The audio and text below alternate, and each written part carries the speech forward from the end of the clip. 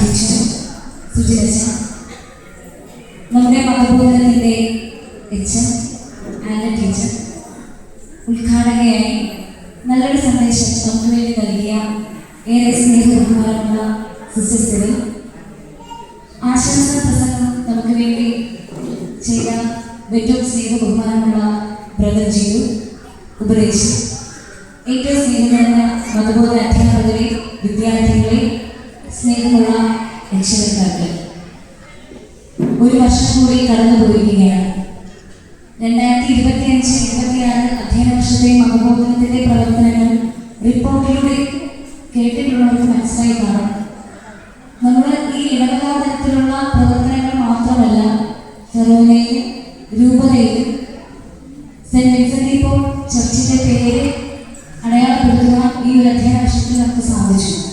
Logos ക്വിസിലാണെങ്കിലും മതബോധന പരീക്ഷയിലാണെങ്കിലും Bible കലോത്സവത്തിലാണെങ്കിലും, അപ്പോൾ ഇനിയുള്ള നമ്മുടെ പ്രവർത്തനങ്ങളിലും അധ്യയന വർഷങ്ങളിലും ഇതിൽ മികവുറ്റ പ്രവർത്തനങ്ങളും മികവുറ്റ രീതികളും തന്നെയായിരിക്കും ഞങ്ങൾക്ക് നിങ്ങൾക്കായിട്ട് നൽകാൻ സാധിക്കുന്നത്.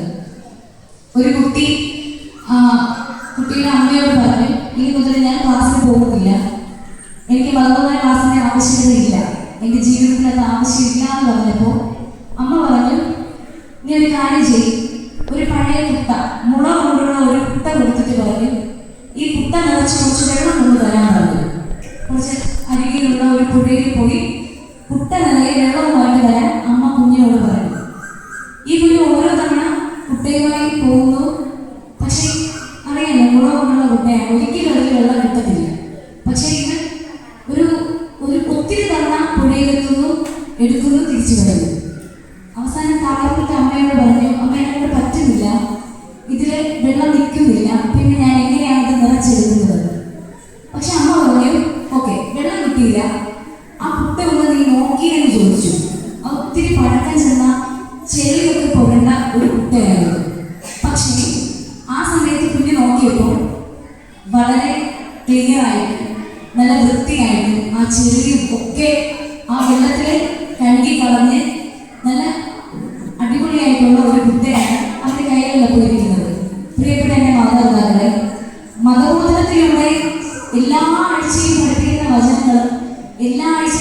വചനങ്ങളും ചിലപ്പോൾ നമ്മുടെ കുഞ്ഞുങ്ങൾക്ക് ഓർമ്മയിൽ നിൽക്കണമെന്നില്ല. പക്ഷെ നമ്മുടെ ജീവിതത്തെയും മനസ്സിനെയും ഒക്കെ ശുദ്ധിയാക്കുന്ന, വൃത്തിയാക്കുന്ന ഒരു പ്രോസസ്സാണ് മതബോധന ക്ലാസ്സുകളിൽ നിങ്ങളുടെ കുഞ്ഞുങ്ങൾക്ക് ലഭിക്കുന്നത്.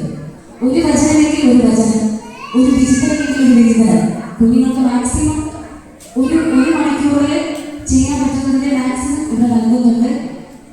ഇനിയുള്ള അധ്യയന വർഷങ്ങളിൽ കൂടുതൽ പ്രവർത്തനങ്ങൾ ചെയ്യാൻ സർവശക്തനായ ദൈവം നമ്മളെ ഓരോരുത്തരെ അനുഗ്രഹിക്കട്ടെ എന്ന് ആത്മാർത്ഥമായി പ്രാർത്ഥിക്കുന്നു. ഈ വാർഷിക ആഘോഷത്തിന് എല്ലാവിധ മംഗളാശംസകളും നിങ്ങൾക്ക് ഓരോരുത്തർക്കും നൽകും. നന്ദി, നമസ്കാരം.